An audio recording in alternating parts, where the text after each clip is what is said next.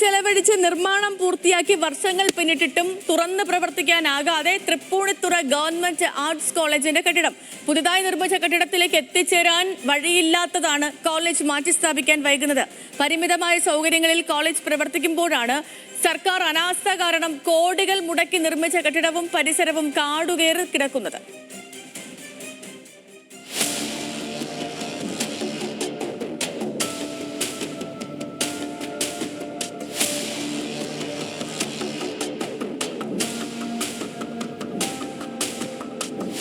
Tripunithura government arts കോളേജിനായി 2020 പുതിയ കെട്ടിടത്തിന്റെ നിർമ്മാണം ആരംഭിച്ചത്. 14 കോടി രൂപ ചെലവഴിച്ച് കിഫ്ബി പദ്ധതി പ്രകാരമായിരുന്നു കെട്ടിട നിർമ്മാണം. 90 ഏക്കറിലായി വിവിധ ബ്ലോക്കുകളിലുള്ള ബഹുനില കെട്ടിടമാണ് ഇവിടെ പണി കഴിപ്പിച്ചത്. 2023 കെട്ടിട നിർമ്മാണം പൂർത്തിയായിരുന്നു.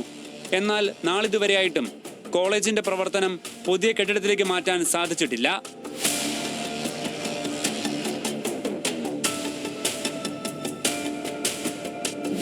60 വിദ്യാർത്ഥികൾക്ക് ഇരുന്ന് പഠിക്കാൻ സാധിക്കുന്ന ക്ലാസ് മുറികൾ അടക്കമുള്ള UGC മാനദണ്ഡങ്ങൾ പാലിച്ചാണ് പുതിയ കെട്ടിടം നിർമ്മിച്ചിരിക്കുന്നത്. എന്നാൽ കോളേജിലേക്ക് എത്തിച്ചേരാൻ വഴിയില്ലാതെ വന്നതോടെ കെട്ടിടം കാട് പിടിച്ച് കിടക്കാൻ തുടങ്ങി.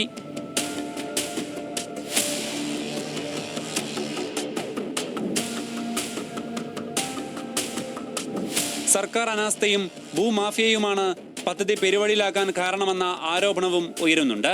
ഈ ഭൂമാഫിയകളും ഉദ്യോഗസ്ഥന്മാരും ഇവിടുത്തെ രാഷ്ട്രീയ നേതൃത്വവും കൂടി ചേർന്നുകൊണ്ട് നടത്തുന്ന ഇത്തരത്തിലുള്ള ഏറ്റവും ഈ നിലമായിട്ട് കിടക്കുന്ന അത്തരത്തിലുള്ള പ്രദേശങ്ങളെ ഗവൺമെൻറ്റിൻ്റെ സർക്കാരിൻ്റെ സംവിധാനം ഉപയോഗിച്ചുകൊണ്ട് ആ തണ്ണീർത്തടങ്ങളെ നികത്താൻ വേണ്ടിയിട്ടുള്ള ഗൂഢമായിട്ടുള്ള ശ്രമങ്ങൾ, അതിനു വേണ്ടിയിട്ടുള്ള ഒരു മാഫിയ തന്നെ ഇതിൻ്റെ പുറകിൽ പ്രവർത്തിക്കുന്നുണ്ട്. വഴിയില്ലാതെ കോളേജ് കെട്ടിടത്തിലേക്കുള്ള വൈദ്യുതി കുടിവെള്ള കണക്ഷനുകളും ലഭിക്കാതെയായി. പരിമിതമായ സാഹചര്യത്തിൽ കോളേജ് പ്രവർത്തിക്കുമ്പോഴാണ് ഈ ദുരവസ്ഥ. 4 ബിരുദ കോഴ്സുകളിലും 3 ബിരുദാനന്തര ബിരുദ കോഴ്സുകളിലുമായി 500ഓളം വിദ്യാർത്ഥികളാണ് നിലവിൽ കോളേജിലുള്ളത്. തൃപ്പൂണിത്തുറ ഗവൺമെന്റ് കോളേജിന് വേണ്ടിയാണ് ഈ കെട്ടിടം പണി കഴിപ്പിച്ചത്. വർഷം 3 കഴിഞ്ഞു. ഇപ്പോഴും കോളേജ് പരിമിതമായ സൗകര്യങ്ങളിൽ പ്രവർത്തിക്കുകയാണ്. സർക്കാരിന്റെ അനാസ്ഥയും സഞ്ചാരയോഗ്യമായ വഴിയുമില്ലാത്തതാണ് ഈ കെട്ടിടവും മറ്റു സൗകര്യങ്ങളും കാട് പിടിച്ചു കിടക്കാൻ കാരണം.